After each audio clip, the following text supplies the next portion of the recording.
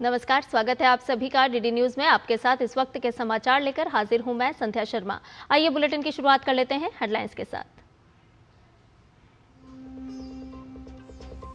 संसद के दोनों सदन में राष्ट्रपति के अभिभाषण पर आज भी चर्चा। लोकसभा में बजट पर भी सामान्य चर्चा सूचीबद्ध, लेकिन विपक्ष की ओर से फिर हंगामे के आसार।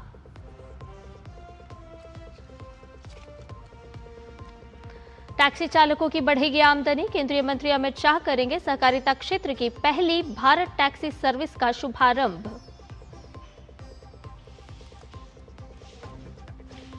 छत्तीसगढ़ के बीजापुर में नक्सली मुठभेड़, हार्डकोर कमांडर के मारे जाने की खबर। मुठभेड़ स्थल से AK-47 भी बरामद।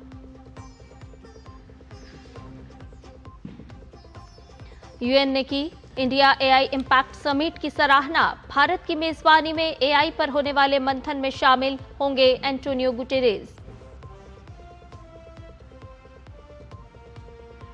और क्रिटिकल मिनरल्स की सप्लाई चेन को सुरक्षित करने पर भारत का जोर। वॉशिंगटन में 50 से अधिक देशों की मौजूदगी में दुर्लभ खनिजों पर ठोस पहल के लिए भी भारत का समर्थन।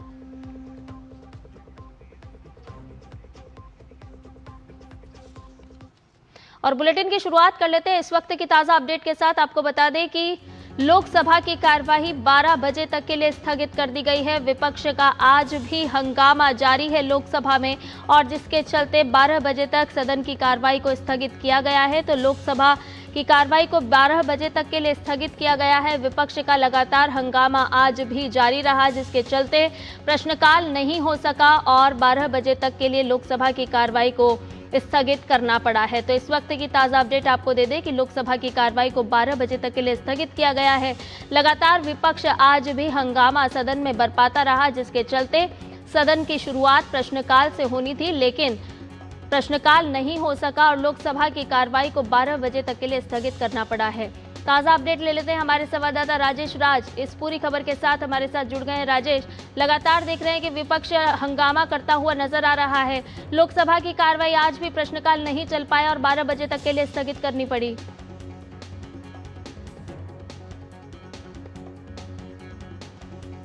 तो हमारे सहयोगी से अपडेट लेंगे, लेकिन आपको बता दें कि विपक्ष लगातार सदन में हंगामा कर रहा है और जिसके चलते लोकसभा की कार्रवाई को 12 बजे तक के लिए स्थगित करना पड़ा। राहुल गांधी ने सिख समुदाय का अपमान किया है। साफ तौर पर अनुराग ठाकुर ने ये बात कही और एक परिवार और पार्टी को लगता है कि वो सिर्फ सत्ता करने के लिए ही है। सदन में नियम नहीं मानना राहुल गांधी का घमंड दर्शाता है। ये बात भी अनुराग ठाकुर भारतीय जनता पार्टी के वरिष्ठ नेता ने कही और उन्होंने कहा कि राहुल गांधी को माफी मांगनी चाहिए। भारतीय जनता पार्टी लगातार ये मांग उठा रही है। कांग्रेस चीन की भाषा बोल रही है, ये बात केंद्रीय मंत्री गिरिराज सिंह ने कही है। तो लगातार भारतीय जनता पार्टी भी अब हमलावर हो गई है। जिस तरह से विपक्ष लगातार अपना रवैया दर्शा रहा है, तो अब भारतीय जनता पार्टी ने भी मांग की है कि माफी मांगे विपक्ष। राहुल गांधी ने सिख समुदाय का अपमान किया है। भारतीय जनता पार्टी के वरिष्ठ नेता और सांसद अनुराग ठाकुर ने यह बात कही। सदन में नियम नहीं मानना राहुल गांधी के घमंड को दर्शाता है। साफ तौर पर किस तरह से सदन की कार्रवाई में गतिरोध उत्पन्न किया जा रहा है और राहुल गांधी लगातार अब भारतीय जनता पार्टी के निशाने पर आते हुए नजर आ रहे हैं। और भारतीय जनता पार्टी के केंद्रीय मंत्री गिरिराज सिंह ने कांग्रेस चीन की भाषा बोल रही है, ये बात कही। तो आपको बता दें कि भारतीय जनता पार्टी का राहुल गांधी पर सीधे तौर पर निशाना है। भारतीय जनता पार्टी के नेता सांसद अनुराग ठाकुर ने कहा कि एक परिवार और पार्टी को लग रहा है कि अब वो सिर्फ चेयर का अपमान करते रहे। चेयर का अपमान करने पर नेता प्रतिपक्ष तुले हैं और सदन के बाहर भी वो सिख समुदाय का लगातार अपमान कर रहे हैं। उन्हें अब माफी मांगनी चाहिए। तो विपक्ष किस तरह से अपमान करने पर भी आमादा हो चुका है और भारतीय जनता पार्टी की तरफ से अब मांग उठ रही है कि उन्हें माफी मांगनी चाहिए, क्योंकि जिस तरह से राहुल गांधी का रवैया है वो निंदनीय है। उन्होंने दलित नेता के ऊपर कागज फेंक कर अपमान किया, जो कि नहीं करना चाहिए। ये संसदीय परंपरा के अनुकूल नहीं है। वहीं आपको ये भी बताएं कि केंद्रीय मंत्री गिरिराज सिंह ने भी राहुल गांधी पर निशाना साधा। राहुल गांधी ने सिख समुदाय का अपमान किया है। केंद्रीय मंत्री का नहीं बल्कि सिख समुदाय का ये अपमान है। तो लगातार लोकसभा में विपक्ष का और खासतौर पर राहुल गांधी का जिस तरह से रवैया देखने को मिल रहा है, इसको देखते हुए अब भारतीय जनता पार्टी ने माफी मांगने की बात कही है। राहुल गांधी पर भारतीय जनता पार्टी ने निशाना साधा है और साफ तौर पर कहा कि परिवार और पार्टी को लगता है कि वो नियमों से ऊपर हैं। नियम नहीं मानना उनके घमंड को साफ तौर पर दर्शा रहा है। नेता प्रतिपक्ष की जिद, हट और बार बार अवहेलना करना ये बड़ा दुर्भाग्यपूर्ण है साहब। मैं कहता हूं वो एलओपी नहीं एलओबी हैं, leader opposing Bharat rather than leader of opposition, या उनके लिए शायद एलओपी लीडर अपोजिंग पार्लियामेंट होता होगा। उत्तर भारतीयों को यानी यूपी, बिहार, मध्य प्रदेश, राजस्थान सारे लोगों को गाली सुनवा रहे हैं। इसका जवाब तो राहुल गांधी को देना चाहिए। क्या इस देश में विभेद पैदा करवा रहे हैं? ये कांग्रेस पार्टी विभाजनकारी पार्टी है। ये कांग्रेस पार्टी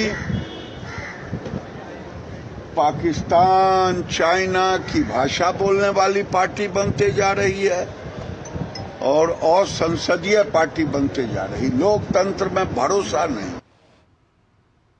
तो कांग्रेस जो है वो असंसदीय पार्टी बनती जा रही है और भारतीय जनता पार्टी के भी निशाने पर अब साफ तौर पर राहुल गांधी नजर आ रहे हैं। हमारे सहयोगी संवाददाता राजेश राज इस पूरी खबर के साथ हमारे साथ जुड़ गए हैं। राजेश, आज भी लोकसभा की कार्रवाई नहीं चल सकी, प्रश्नकाल नहीं हो पाया और जिस तरह से हम देख रहे हैं कि राहुल गांधी का जो रवैया और आचरण है उस पर अब भारतीय जनता पार्टी भी हमलावर होती हुई, निशाना साधते हुए साफ तौर पर नजर आ रही है। देखिए, निश्चित तौर पर जिस तरीके से राहुल गांधी लोकसभा के भीतर उन्होंने एक प्रकाशित पुस्तक का हवाला देकर सत्ता पक्ष को जो घेरने की कोशिश की, उसके बाद जो ये बवाल उठा है वो बवाल अभी तक थमने का नाम नहीं ले रहा है। हालांकि किताब को किताब से काउंटर करने की कोशिश निशिकांत दुबे जो भारतीय जनता पार्टी के वरिष्ठ सांसद हैं उन्होंने किया और गांधी नेहरू परिवार की कई आपत्तिजनक किताबें जो है उन्होंने लोकसभा में दिखाकर राहुल गांधी की उस अप्रकाशित पुस्तक को काउंटर करने की भरपूर कोशिश की और उसके बाद भी बहुत बवाल हुआ। सदन की कार्रवाई कल भी स्थगित कर दी गई। आज की बात करें तो आज भी सुबह से यह आहट साफ तौर पर सुनाई पड़ रही थी, क्योंकि जिस तरीके से कांग्रेस के जो तमाम संसदीय दल जो उनका यहाँ पर है, संसदीय पार्टी का जो दफ्तर है, वहाँ पर सोनिया गांधी, राहुल गांधी, प्रियंका गांधी समेत अनेक जो उनके वरिष्ठ नेता हैं, मल्लिकार्जुन खड़गे, केसी वेणुगोपाल, इन लोगों ने बैठक की और बैठक के बाद मुझे लगता है कि बैठक के बाद मीडिया से हालांकि उन्होंने बात नहीं की, सीधे वो लोग लोकसभा के भीतर दाखिल हुए। बॉडी लैंग्वेज से साफ ये दिख रहा था कि वहां आक्रामकता दिखाने की कोशिश करेंगे। वहीं निशिकांत दुबे जब सदन पहुंचते हैं तो निशिकांत दुबे से जब मैंने ये सवाल किया कि क्या कल की तरह आज भी कुछ करेंगे, तो उन्होंने एक बैग जो है बैग दिखाया और कहा कि इस बैग में पुस्तकों का जखीरा है, फाइल है जो किसी के पास नहीं है और सदन के भीतर जाकर आज मैं सबकी पोल पट्टी खोलूंगा। यानी निशिकांत दुबे पूरे होमवर्क के साथ आए थे, पूरी तैयारी के साथ आए थे कि कांग्रेस को काउंटर किया जा सके और निशिकांत दुबे का यही आक्रामक अंदाज जो है उन्हें अन्य सांसदों से अलग दिखाता है कि निशिकांत दुबे हमेशा नियमों का हवाला देकर कांग्रेस पर आक्रामकता दिखाने का काम करते हैं। सोनिया गांधी और राहुल गांधी राजेश, आपको यहाँ पर रोकना चाहेंगे क्योंकि राज्यसभा का रुख करते हैं और यहाँ पर संसदीय कार्य मंत्री किरेन रिजिजू क्या कुछ कह रहे हैं अपने दर्शकों को सुनवा देते हैं। प्रिंसिपल्स के नाम में कुछ मुद्दा रख दिया।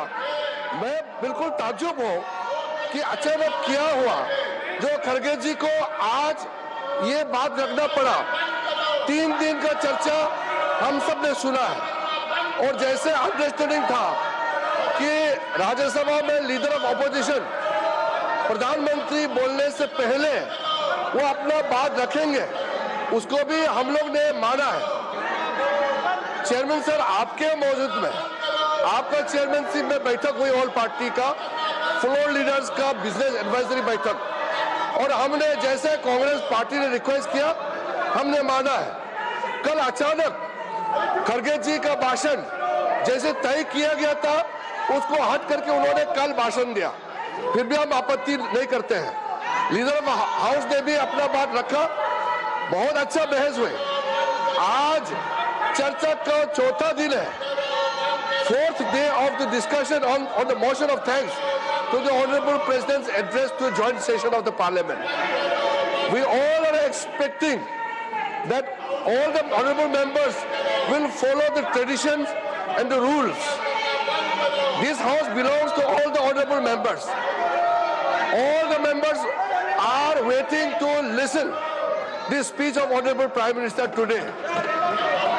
यहाँ कांग्रेस पार्टी अगर प्रधानमंत्री का बात नहीं सुनना चाहता है, हम उसका निजी, उसका चॉइस क्या है मैं उसको थोपना नहीं चाहता हूं, लेकिन बाकी मेंबर्स सब प्राइम मिनिस्टर का भाषण सुनना चाहते हैं, वो कैसे रोक सकते हैं? दूसरा, लोकसभा का जो प्रोसीडिंग्स है उसका हवाला यहाँ दिया, leader of the house Nadda ji ने भी कह दिया, दूसरा सदन का जो प्रोसीडिंग है उसको यहाँ जिक्र नहीं करना चाहिए। ये अपर हाउस है, काउंसिल ऑफ स्टेट से, यहाँ अपना रूल्स है, राज्यसभा का अपना रूल्स ऑफ बिजनेस कंडक्ट करने का तरीका बनाया हुआ है, लेकिन आपका leader of opposition in Lok Sabha नियम नहीं मानते हैं, रूल्स पे नहीं चलते हैं, वहां का स्पीकर रूलिंग पे नहीं मानते हैं। तो मैं करता हूं,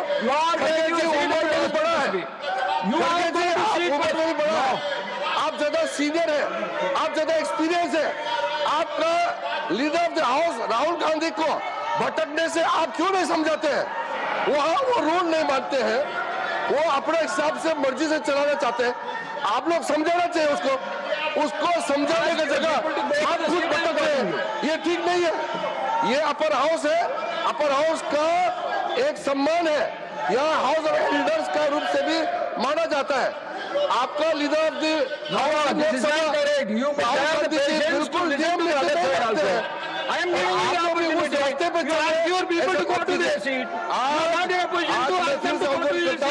जैसे जैसे तय किया गया बिजनेस पे हमको चलना चाहिए, और बीच में उठ करके अलग से यहाँ कोई माहौल खड़ा करने का कोशिश मत कीजिए। आज और बाकी लोग, कई लोग बोलना भी है, आज राष्ट्रपति अभिभाषण में बोलना बाकी है, उनका भी सुनना चाहिए। You go to your seat first. No, you first go to your seat. I know LOP. You all go to your seat first. You all sit in your seat. Sir, I will give you, sir, 1 minute I will give you. Honorable Leader of the House, you want to tell something? Let him speak. Okay, now. Yes.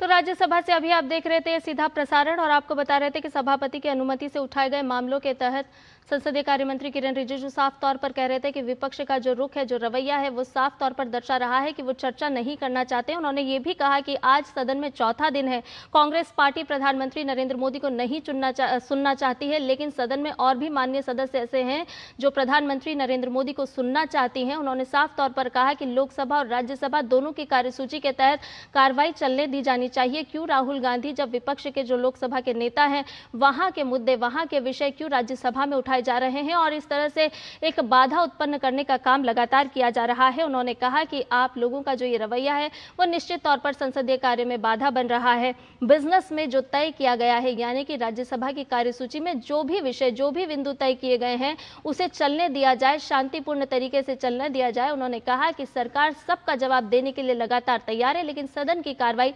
चलने दी जानी चाहिए। और भी ताज़ा update ले लेते हैं हमारे संवाददाता राजेश राज लगातार संसद से हमारे साथ बने हुए हैं। राजेश, अभी हम देख रहे थे कि किस तरह से संसदीय कार्य मंत्री किरेन रिजिजू ने भी साफ तौर पर राज्यसभा में अपनी बात रखते हुए कहा कि सदन की कार्रवाई चलने दीजिए।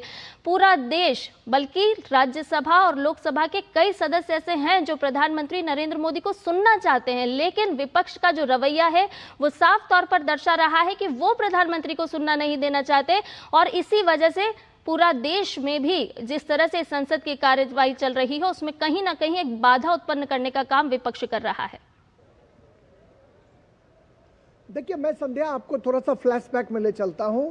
यहां पर जो राज्यसभा में जैसे ही 11 बजे आसन पर जो सभापति हैं सीपी राधाकृष्णन वो विराजमान हुए, जो दिवंगत सांसद थे, पूर्व सांसद, उनको श्रद्धांजलि दी गई और सदन की कार्रवाई यानी शून्यकाल को जैसे ही चलाने की कोशिश की गई, एलओपी ने बोलने की इच्छा जताई और वो खड़े हुए बोलने के लिए। और मल्लिकार्जुन खड़गे ने कहा कि लोकसभा में जो विपक्ष के नेता हैं राहुल गांधी, उनको वहां पर बोलने के लिए नहीं दिया जा रहा है। इसी बात पर नेता सदन जेपी नड्डा उठकर खड़े हुए और नेता सदन ने साफ तौर पर कहा कि लोकसभा की बातों को हम राज्यसभा में डिस्कस नहीं कर सकते हैं, यह संसदीय परंपरा के बिल्कुल खिलाफ है। और शायद इसी बात से नाराज होकर जो कांग्रेस के सांसद हैं वो शोर शराबा करने लगे। फिर किरण रिजिजू जो संसदीय कार्य मंत्री हैं, उन्होंने बहुत ही विस्तार से डिटेल बताया। उन्होंने ये कहा कि तकरीबन 3 दिनों से राष्ट्रपति के अभिभाषण पर धन्यवाद प्रस्ताव पर चर्चा चल रही थी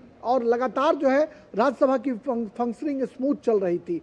आज चौथा दिन था, बहुत सारे सदस्य अभी बचे हुए हैं बोलने के लिए। और उसके बाद अगर प्रधानमंत्री अगर जवाब देते हैं तो प्रधानमंत्री को सदन सुनना चाहता है, लेकिन लोकसभा में भी प्रधानमंत्री का रिप्लाई नहीं हो पाया और लोकसभा में लगातार गतिरोध जो है वो बरकरार रखा गया है, जिसको लेकर संसदीय कार्य मंत्री ने बेहद नाराजगी जताई कि आप प्रधानमंत्री को नहीं सुनना चाहते हैं, लेकिन सदन पूरा सुनना चाहता है, देश पूरा सुनना चाहता है। और निश्चित तौर पर राष्ट्रपति के अभिभाषण पर धन्यवाद प्रस्ताव पर चर्चा जब पूरी होती है संध्या, तो सदन के नेता राजेश एक बार फिर आपको रोकना चाहेंगे, एक बार फिर रुक कर रहे हैं राज्यसभा का और यहाँ पर नेता सदन क्या कह रहे हैं वो सुन लेते हैं। यह स्पष्ट संदेश देना चाहता हूं कि माननीय प्रधानमंत्री मोदी जी के नेतृत्व में चलने वाली सरकार हर समय हर तरीके से चर्चा करने के लिए और डिस्कशन करने के लिए तैयार है। लोकसभा में जो बातें हुई हैं उसका जवाब लोकसभा में हमारे सदन के नेता और संसदीय दल के नेता और देश के नेता प्रधानमंत्री मोदी जी वहां पर जवाब देने के लिए तैयार बैठे रहे। लोकसभा को आपने चलने नहीं दिया।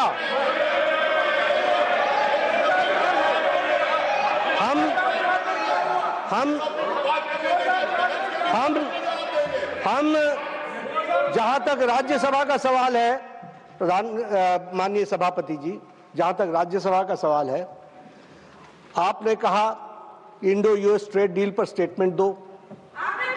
तुरंत पीयूष गोयल जी ने स्टेटमेंट दी। स्टेटमेंट में आपकी रूलिंग थी कि इस पर कोई सवाल जवाब नहीं होगा। This is a statement and it is a suo motu statement, it was given. क्या सवाल? फिर भी आपने पूछा तो हमने बताया कि ट्रेड डील्स के कॉन्टूर्स वो तैयार हो रहे हैं और वो आने वाले दिनों में आपको बता दिया जाएगा। आपने चर्चा 4 दिन राष्ट्रपति अभिभाषण पर की। माननीय लीडर ऑफ द ऑपोजिशन ने अपने समय को से 20 मिनट अधिक बोला और हम लोगों ने कहा आप और बोलिए, जितना बोलना चाहते हैं आप बोलिए। यहां एक अच्छे माहौल में और डेमोक्रेसी खतरे में है और ये इस तरह की बातचीत करना यह बिल्कुल गलत है और इसका मैं खंडन करता हूं, पुरजोर खंडन करता हूं। हम हर तरीके से चर्चा के लिए तैयार हैं और मैं विपक्ष के नेता के माध्यम से ये कहना चाहूंगा कि जब हमारे हाउस में सारी बातें करने के लिए हम तैयार हैं and we are ready to go on every minute details, let the discussion take place. आप हमसे बहुत सीनियर हैं और आप सब में बहुत से लोग हमसे सीनियर हैं, लेकिन एक बात मैं जरूर निवेदन करूंगा, अपनी पार्टी को अबोध बालक का बंधक मत बनाइए, बंधक मत बनाइए। आप don't make hostage of the party. आप देखिए इतने आप इतने समझदार हैं।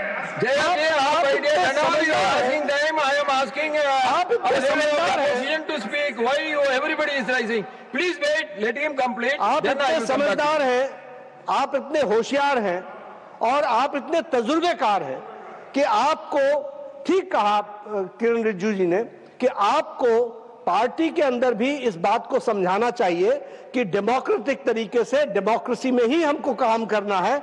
यहां पर अभिमान, अहंकार और अबोध होकर के, अबोध और अहंकार ये दोनों बड़ा डेडली मिक्सचर होता है, तो इससे बच करके रहें और पार्टी को बंधक न बनने दें, इतना मेरा निवेदन है। आप पार्टी को स्वतंत्र रूप से चलाइए और अबोध बालक का बंधक न होने दीजिए, इसकी चिंता कीजिए। Now you want to speak? Yes.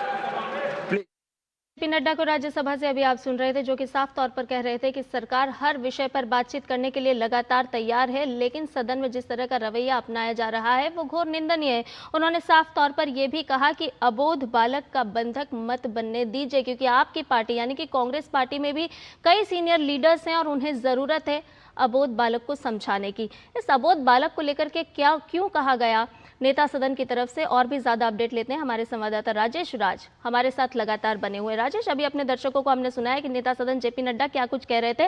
उन्होंने एक बात तो साफ तौर पर कही कि सरकार हर विषय पर बात करने के लिए तैयार है, लेकिन विपक्ष सदन नहीं चलने दे रहा है। अब उन्होंने एक बात और भी जोड़ी कि अबोध बालक का बंधक मत बनने दीजिए अपनी पार्टी को भी, क्योंकि कांग्रेस पार्टी में भी कई सीनियर लीडर्स हैं और उन्हें भी अब समझाइश देने की जरूरत है। क्या कुछ समझा जाए इस बात के मायने को? देखिए संध्या, जो भारतीय जनता पार्टी के पूर्व अध्यक्ष हैं और नेता सदन है, राज्यसभा केंद्रीय मंत्री भी हैं, बहुत ही होशियार लीडर के रूप में उनको जाना जाता है।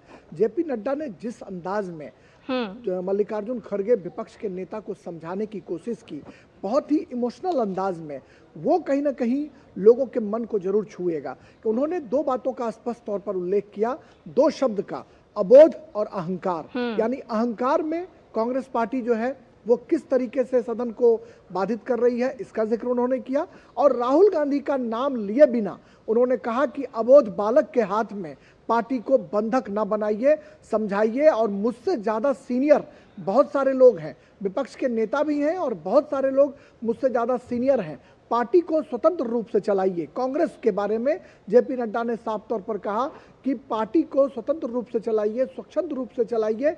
और कहीं ना कहीं इशारों ही इशारों में उन्होंने विपक्ष से रचनात्मक सहयोग की भी अपील की कि जब सरकार हर एक बिंदु पर चर्चा करने को तैयार है तो फिर ये हठधर्मिता क्यों। लगातार जब 3 दिनों से हम चर्चा कर रहे थे बहुत ही अच्छे माहौल में, राष्ट्रपति के अभिभाषण पर चर्चा लगभग पूरी होने को है। आज अगर चर्चा पूरी हो जाती और बोलने अगर दिया जाता तो प्रधानमंत्री उसका एक अच्छे माहौल में रिप्लाई करते। लेकिन उन्होंने इसके पहले भी कहा कि लोकसभा में जिस तरीके से प्रधानमंत्री चर्चा पूरी होने के बाद बोलने के लिए आते, लेकिन हठधर्मिता की वजह से सदन की कार्रवाई जो है वो चल नहीं पाई। प्रधानमंत्री जवाब देने के लिए तैयार थे, लेकिन जिस तरीके से लोकसभा की बातों को राज्यसभा में उठाने की कोशिश विपक्ष के नेता कर रहे थे, उसको लेकर संसदीय कार्य मंत्री किरण रिजिजू और नेता सदन जेपी नड्डा ने कड़ा प्रतिवाद किया, नियमों का हवाला दिया और साफ तौर पर यह कहा कि लोकसभा की बातों को उच्च सदन राज्यसभा में नहीं डिस्कस किया जा सकता है। और शायद यही वजह है कि शोर शराबा की स्थिति जो है वो देखने को मिली है। लगातार विपक्ष के नेता उठकर कांग्रेस पार्टी की बात कर रहे हैं, जेपी नड्डा की बातों का भी जवाब दे रहे हैं। और किरण रिजिजू ने बहुत ही सधे हुए शब्दों में विपक्ष को कटघरे में खड़ा करने की कोशिश की और कहा कि ऐसा क्या हो गया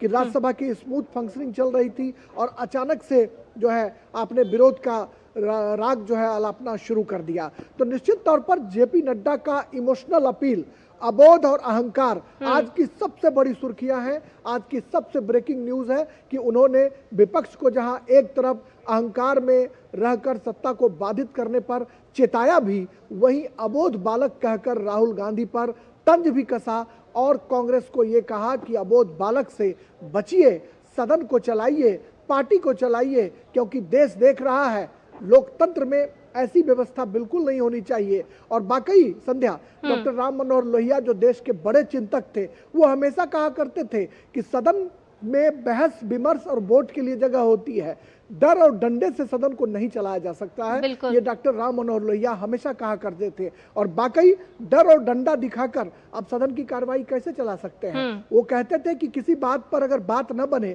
तो विमर्श कर लो, बहस कर लो और जरूरत पड़े तो वोटिंग कर लो और वोटिंग करके फैसला कर लो, लेकिन सदन में अच्छा आचरण रखो, क्योंकि हम दुनिया के सबसे बड़े लोकतांत्रिक देश के प्रहरी हैं और पूरा देश, पूरी दुनिया हमारी तरफ टकटकी लगा करके देखती है कि वैशाली लोकतंत्र से, वैशाली से जिस लोकतंत्र की शुरुआत हुई बिहार के वैशाली से, उस लोकतंत्र की गूंज दुनिया भर के मुल्कों में सात समंदर पार भी सुनाई पड़ती है। आप पड़ोसी मुल्कों में देखिए कि किस तरीके से लोकतंत्र का गला घोटा जा रहा है, लेकिन हिंदुस्तान में विपक्ष को पूरी बोलने की आजादी है, अभिव्यक्ति की स्वतंत्रता है, लेकिन उसका बेजा इस्तेमाल विपक्ष के लोग कर रहे हैं। ये कहीं ना कहीं इशारों में संसदीय कार्य मंत्री और नेता सदन जेपी नड्डा ने कांग्रेस को कहने की कोशिश की है, और निश्चित तौर पर अब देखना होगा कि जेपी नड्डा की बातों का कितना असर होता है। बहरहाल राज्यसभा में जो विपक्ष के नेता हैं मल्लिकार्जुन खड़गे, वो फिर कुछ बोल रहे हैं,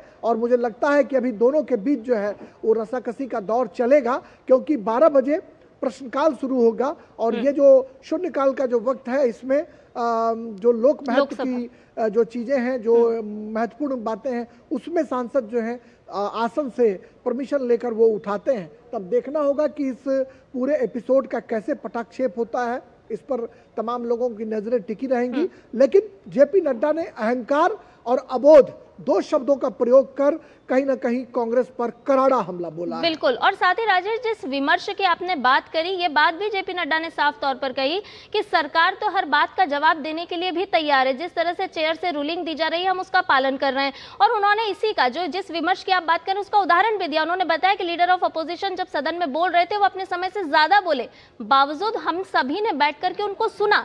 तो फिर दिक्कत क्या है? विपक्ष को जब बोलने का मौका दिया जाता है तो विपक्ष बोलने को तैयार नहीं होता, हंगामा खड़ा कर देता है। दिक्कत कहाँ है? क्या विकास से दिक्कत है, या फिर चर्चा से दिक्कत है, या फिर हंगामा खड़ा करना और विपक्ष की मौजूदगी दिखाना यही अब रुचिकर हो गया है विपक्ष के लिए? देखिए, जो मुझे जैसा लगता है संध्या कि विपक्ष का जो आक्रोश है, वो आक्रोश कहीं ना कहीं प्रधानमंत्री की जो लोकप्रियता है, जो दुनिया भर के मुल्कों में लगातार उनकी लोकप्रियता बढ़ती जा रही है, उससे कहीं ना कहीं कांग्रेस पार्टी जो है वो घबराई हुई है। क्योंकि डेमोक्रेसी में हमेशा बहस विमर्श और वोट के लिए जगह होती है। डर और डंडा दिखाकर, भय दिखाकर आप सत्ता में या विपक्ष में कैसे रह सकते हैं? डॉक्टर लोहिया ये भी कहा करते थे, उनका एक कोट बहुत ही महत्वपूर्ण था, वो कहा करते थे कि सदन में जो है सत्ता और विपक्ष दोनों की भूमिका समान होती है, दोनों का महत्व एक जैसा होता है। कहा जाता था कि सदन में सत्ता अगर शरीर है तो विपक्ष सदन की आत्मा होती है, लेकिन ये आत्मा अगर लहूलुहान हो जाए तो भला इस लोकतंत्र का क्या होगा? ये सबसे बड़ा सवाल है, ये यक्ष प्रश्न है जो कहीं ना कहीं कौंध रहा है। जो सीनियर लीडर्स हैं उनकी पीढ़ी अब लगभग खत्म होने की कगार पर है, जो नई पीढ़ी के लोग हैं वो क्या सीखते होंगे? यह एक बड़ा सवाल है कि जो नौजवान सांसद जो पहली बार चुनकर आए हैं, या जो जिनका चमकदार व्यक्तित्व है, चमकदार चेहरा है, अच्छा बोलते हैं, वो एक हसरत लेकर सदन के अंदर पहुंचते हैं कि हम सदन में जाकर अपनी और राजेश देखिए, विपक्ष के पास तो एक ऐसा सदन की कार्रवाई न चले, विपक्ष के पास तो ऐसा मौका भी है, वो सदन की कार्रवाई चलने दे, तमाम जो सवाल है विपक्ष के वो संसदीय कार्रवाई के अनुरूप उठाएं, तो शायद सत्ताधारी दल को कोई दिक्कत भी नहीं होगी। साफ तौर पर वो कह भी रहे हैं कि हम तो चर्चा के लिए हर तरह से तैयार हैं। बहुत बहुत शुक्रिया राजेश, तमाम जानकारी हमसे साझा करने के लिए। देखना होगा कि लोकसभा की कार्रवाई दोपहर 12 बजे जब वापस से शुरू होती है तो आगे बढ़ पाती है, या फिर एक बार फिर लोकसभा में गतिरोध देखने को मिलता है। फिलहाल रुकने एक छोटे से ब्रेक के लिए जल्द हाजिर होंगे। MDH किचन किंग मसाले को किंग क्यों कहते हैं? अगर MDH का किचन किंग किचन में हो तो हम सब कुछ बना सकते हैं। बैंगन का भरता, आलू गोभी, भिंडी मसाला, मिक्स वेजिटेबल, मटर पनीर और भी बहुत कुछ। ये तो मैजिक है। बहुत बढ़िया। Like magic. MDH। कुछ पल नहीं दिशा दिखाए, मंजिल नहीं फिर दूर, जब कुछ पल साथ बिताए। तुम्हारे साथ बिताए हुए पल मेरे साथ रहेंगे जिंदगी भर। LIC से मिले बीमे की रकम ने ही मेरे नए काम की शुरुआत को मुमकिन बनाया। कुछ पल का साथ बन जाता है जिंदगी भर का साथ। LIC, हर पल आपके साथ। मेरी पसंद, मेरी पसंद, मेरी पसंद, मेरी पसंद, हमारी पसंद, हम सबकी पसंद। मजबूत देश का मजबूत सरिया हो गया steel. Message message message. Dear investor, एक एक्सपर्ट स्टॉक टिप खास आपके लिए। ये ऐप डाउनलोड करो और पैसे डबल करो। एक्सपर्ट जी, बदमाश का बाप हूं मैं। ऐप डाउनलोड करने से पहले मैं आपका पूरा रिपोर्ट कार्ड निकालूंगा। मैं मूर्ख नहीं हूँ। डिस्टेंस। यूपीआई कहता है अगर कोई ऐसी सलाह दे तो पहले एडवाइजर की पूरी जांच कर ले और कहे मैं मूर्ख नहीं।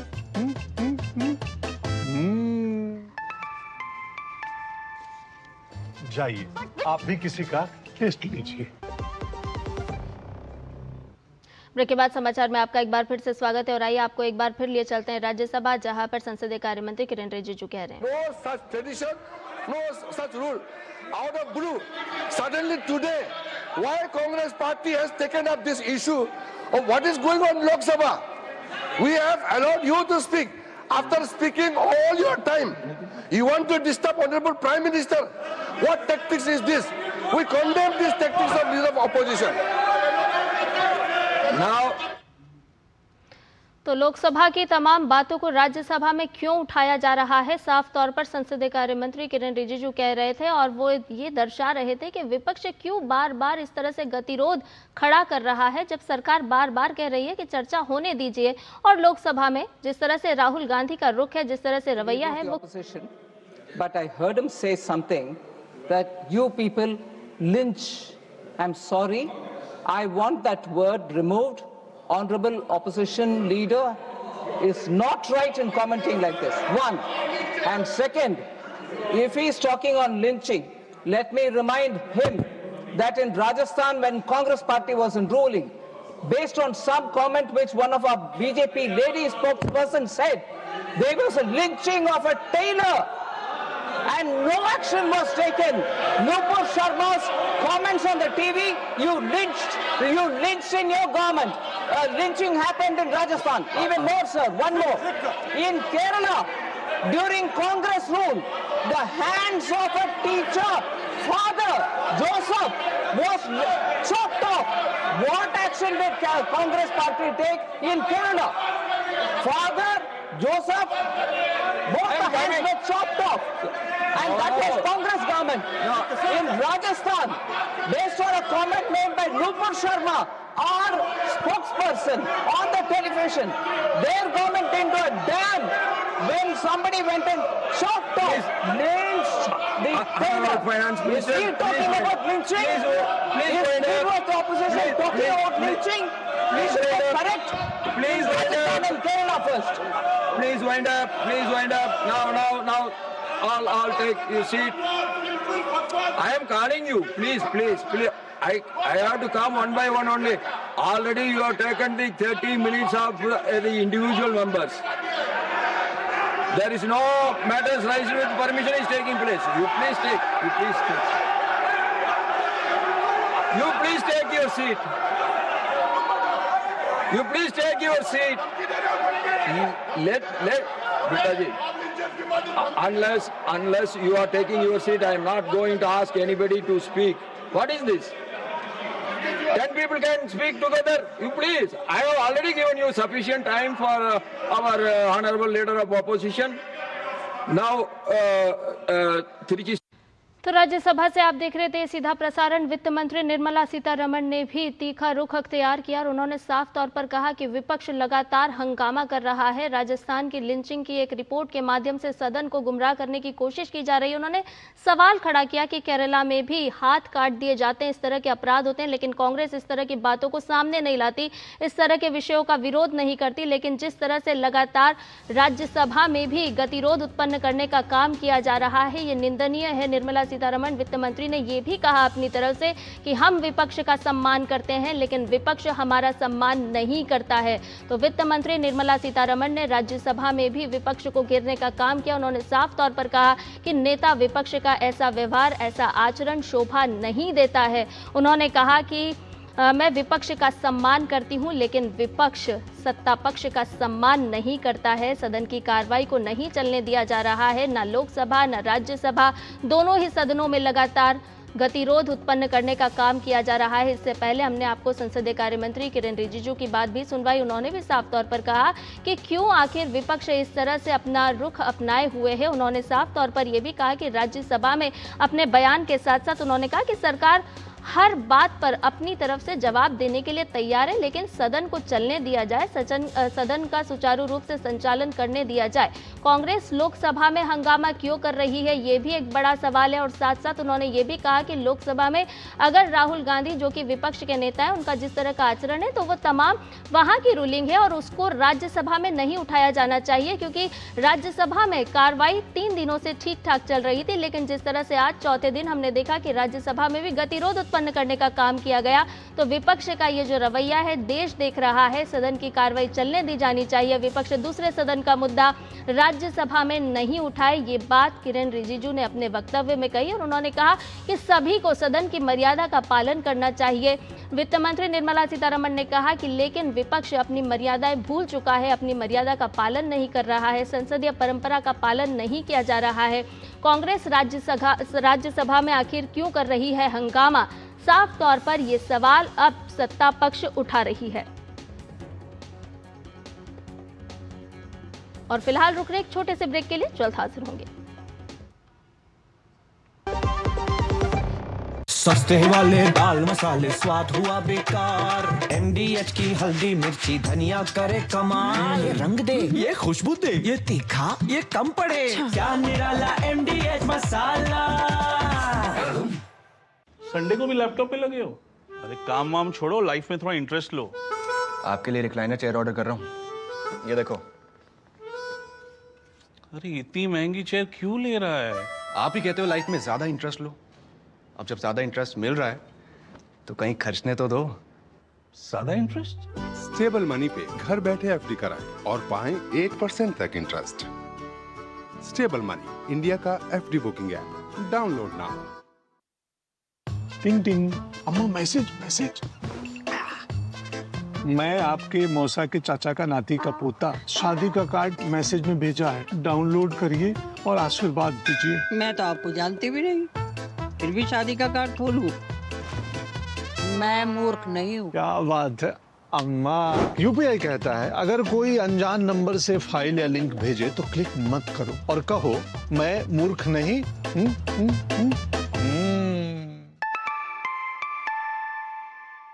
जाइए आप भी किसी का टेस्ट लीजिए। मेरी पसंद, मेरी पसंद, मेरी पसंद, मेरी पसंद है। हमारी पसंद, हम सबकी पसंद। मजबूत देश का मजबूत सरिया हो गया स्टील।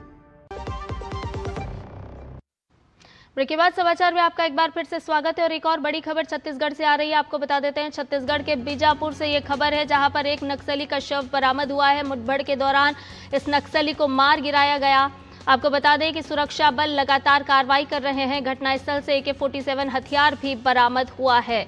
तो एक बड़ी खबर आ रही है छत्तीसगढ़ के बीजापुर से, जहां पर नक्सली मुठभेड़ चल रही है सुरक्षा बल और नक्सलियों के बीच में। और इस मुठभेड़ में सुरक्षा बलों ने अब तक एक माओवादी को मार गिराया है। तो छत्तीसगढ़ से ये बड़ी खबर इस वक्त की आ रही है, जहां नक्सली के शव की पहचान करना अभी बाकी है। लेकिन उसके घटनास्थल की अगर बात करें तो AK-47 भी यहाँ से बरामद किया गया है। तो छत्तीसगढ़ के बीजापुर, जहां पर नक्सली मुठभेड़ चल रही है, सुरक्षा बल लगातार अपनी कार्रवाई को अंजाम दे रहे हैं।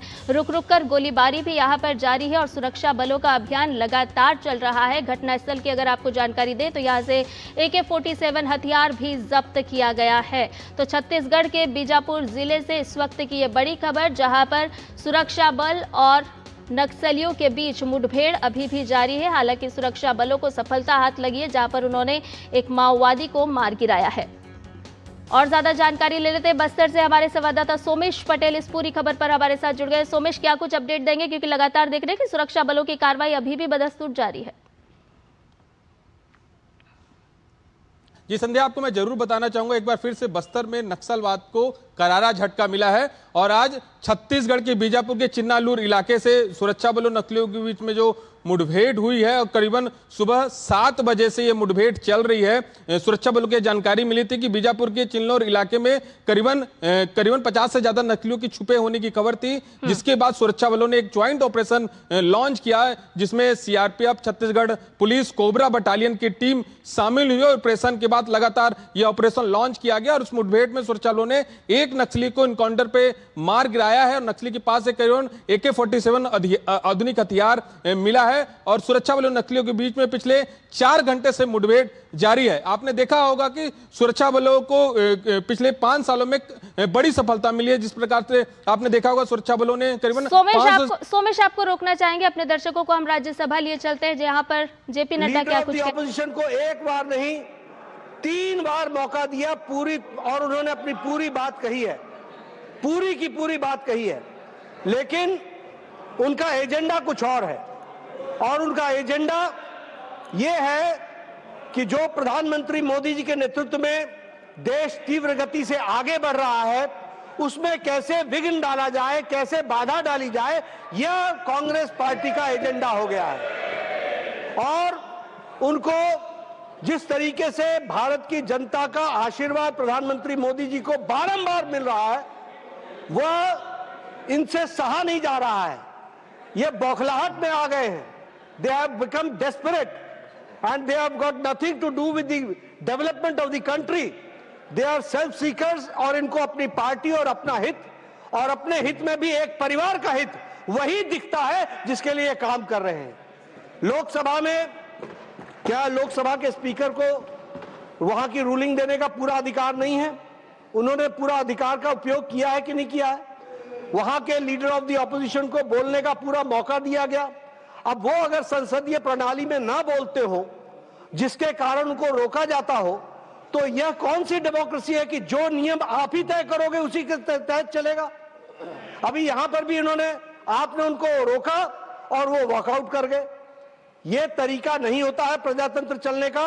और आपके माध्यम से मैं देश को फिर से बताना चाहता हूं कि मोदी जी के नेतृत्व में चलने वाली सरकार हर विषय पर चर्चा करने के लिए तैयार है और हर तरीके से चर्चा करने के लिए तैयार है। जिन जिन विषयों को ऑपोजिशन लेकर के आई है उसका दोनों सदनों में चर्चा हुई है और यही स्पिरिट के साथ मोदी जी के नेतृत्व में यह सरकार आगे चलेगी। आज भी हम तैयार थे, हमने हर बात के लिए उनका जवाब दिया, उनको बताया, लेकिन जिन्होंने सीखना ही नहीं है, जिन्होंने समझना ही नहीं है, जिनका उद्देश्य प्रजातंत्र चले, हाउस चले, डेमोक्रेसी चले, ये नहीं है बल्कि एक परिवार की चले, तो उनको बता देना चाहते हैं ये 140 करोड़ का देश मोदी जी के नेतृत्व में आगे बढ़ रहा है, ये परिवार के बंधक नहीं बनेगा। इस बात को हमको ध्यान में रखना चाहिए। Thank you. नाउ श्रीमान नेता सदन जेपी नड्डा साफ तौर पर राज्यसभा में कह रहे थे और वो बार बार यही बात दोहरा रहे हैं कि सरकार हर विषय पर चर्चा के लिए है तैयार, लेकिन विपक्ष किसी तरह की कोई चर्चा नहीं करना चाहता है और बार बार सदन से वॉकआउट तक कर दिया जाता है। उन्होंने कहा कि विपक्ष का एजेंडा ही कुछ और है, वो नहीं चाहता है कि संवैधानिक तरीके से चर्चा की जाए, सदन की कार्रवाई को आगे बढ़ाया जाए। उन्होंने कहा कि प्रधानमंत्री नरेंद्र मोदी के नेतृत्व में ये देश आगे बढ़ रहा है और देश के 140 करोड़ जनता के हित में लगातार प्रधानमंत्री नरेंद्र मोदी काम कर रहे हैं और शायद यही विपक्ष की बौखलाहट है कि वो प्रधानमंत्री नरेंद्र मोदी जिस तरह से विकासात्मक यात्रा अपनी तय कर रहे हैं तो वो अपनी बौखलाहट में विपक्ष इस सदन को नहीं चलने दे रहे हैं। सदन लगातार हंगामा कर रहा है और उन्होंने साफ तौर पर यह भी कहा कि विपक्ष के नेता अगर बोलना चाहते हैं तो वो सदन के अनुरूप बोलें। उन्होंने साफ तौर पर यह भी कहा कि लोकसभा में ऐसा तो नहीं था कि एलओपी को बोलने का मौका नहीं दिया गया, लेकिन जिस विषय पर बोलना था राहुल गांधी को उन्होंने उस पर नहीं बोला और यही वजह रही कि रूलिंग दी गई, लेकिन उस पर भी विपक्ष ने हंगामा बरपा दिया। तो बार बार ये जिस तरह से एक विकास की यात्रा को लेकर के सरकार सदन में भी अपनी बात रख रही है, अपनी बात कहना चाहती है, लेकिन विपक्ष इस यात्रा को रोकने का काम कर रहा है और यहां पर लगातार बाधा उत्पन्न करने का काम भी किया जा रहा है। बुलेटिन में फिलहाल एक छोटे से ब्रेक के लिए रुक रहे हैं, जल्द हाजिर होंगे।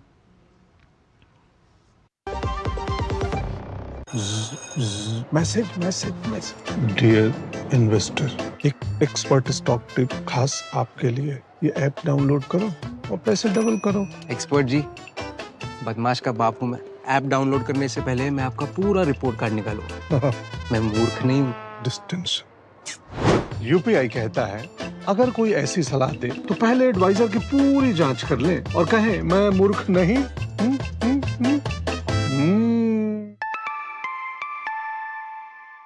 जाइए आप भी किसी का टेस्ट लीजिए। जब धरती चीर कर निकलता है लोहे का पत्थर और मिलता है मोंगिया के जोश से, फिर तपता है, पिघलता है और बनता है फौलाद। अब होता है सरिया सारी खूबियों के साथ। मोंगिया स्टील, मजबूत देश का मजबूत सरिया। क्यूआर कोड स्कैन करो, 5000 का कैशबैक पाओ। वाह, दिल बन गया। यूपीआई पिन एंटरिंग सिर्फ पैसे भेजने के लिए है। आरबीआई कहता है जानकार बनिए, सतर्क रहिए।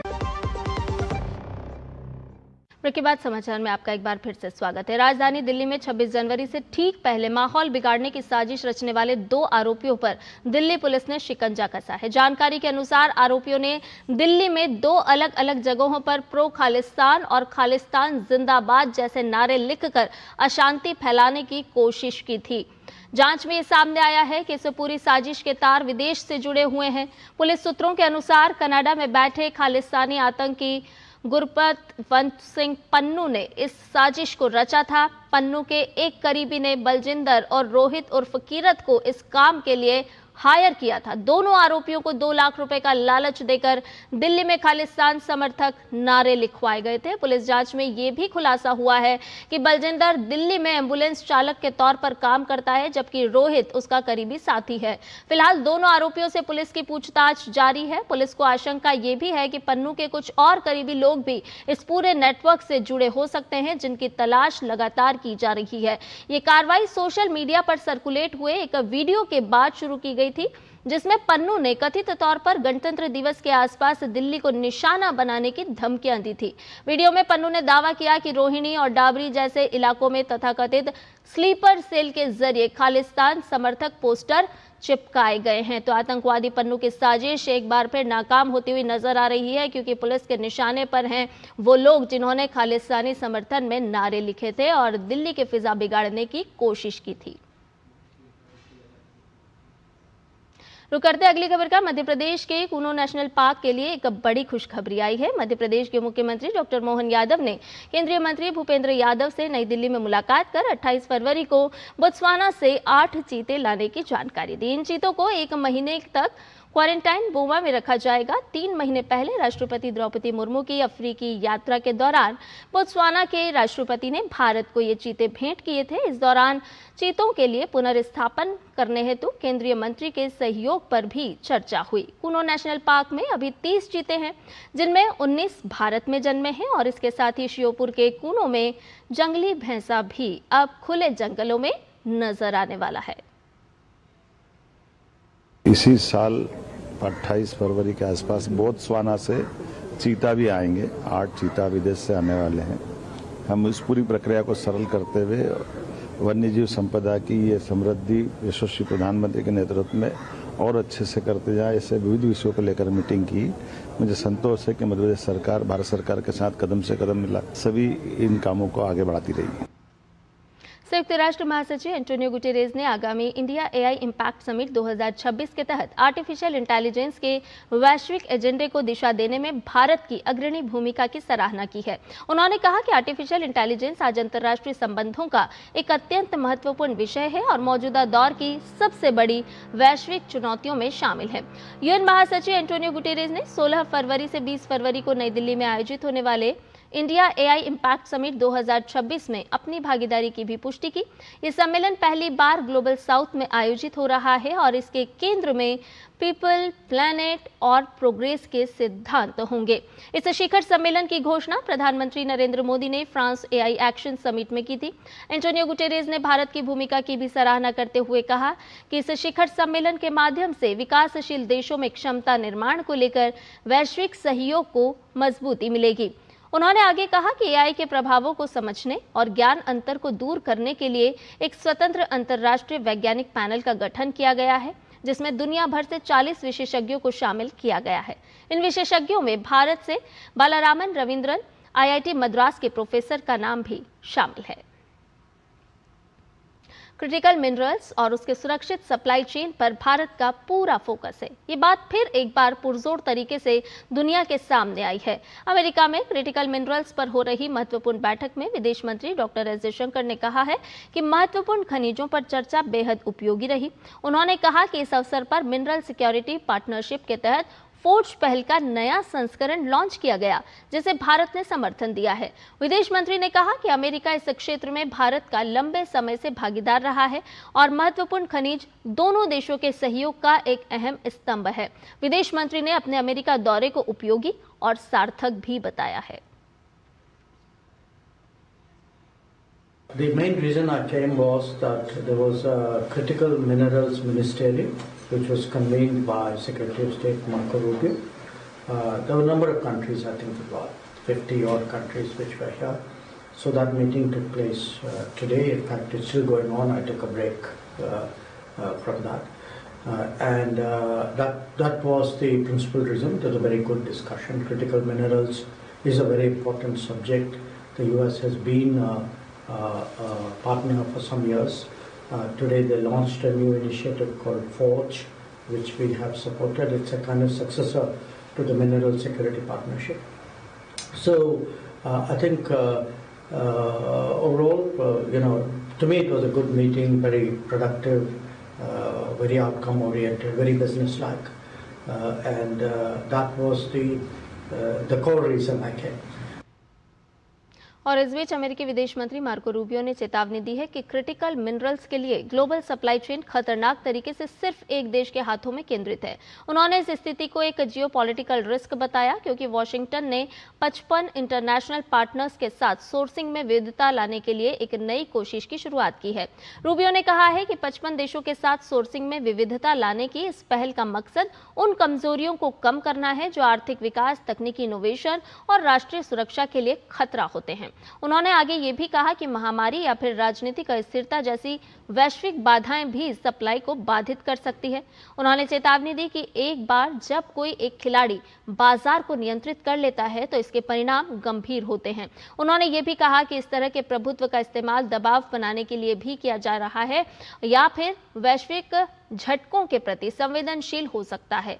उन्होंने कहा कि ये एक टिकाऊ स्थिति नहीं है, तो मिनरल्स सप्लाई को लेकर के ड्रैगन पर निर्भरता नहीं होनी चाहिए, अमेरिका ने एक बार फिर चेताया है। और उन्होंने कहा है कि हथियार कहीं ना बन जाए व्यापार, तो सभी को सजग रहने की आवश्यकता पर जोर दिया है। और वैश्विक संकटों में सप्लाई ठप होने का डर भी बनता है, इसीलिए जरूरी है कि क्रिटिकल मिनरल्स पर दुनिया के तमाम देश भी अपना फोकस करें।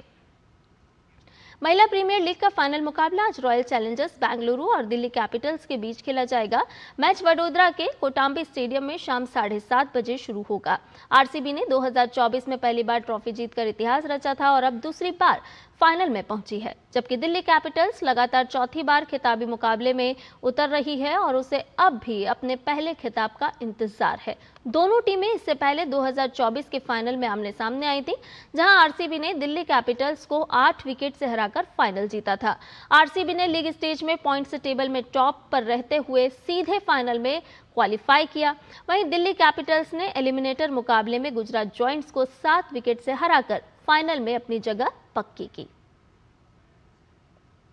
खेल की खबरों में ही ईशा सिंह ने एशियाई निशानेबाजी चैंपियनशिप में 10 मीटर एयर पिस्टल स्पर्धा का स्वर्ण पदक जीत लिया है। फाइनल में उन्होंने चेंग यिनचिंग और यूए वैन को हराया।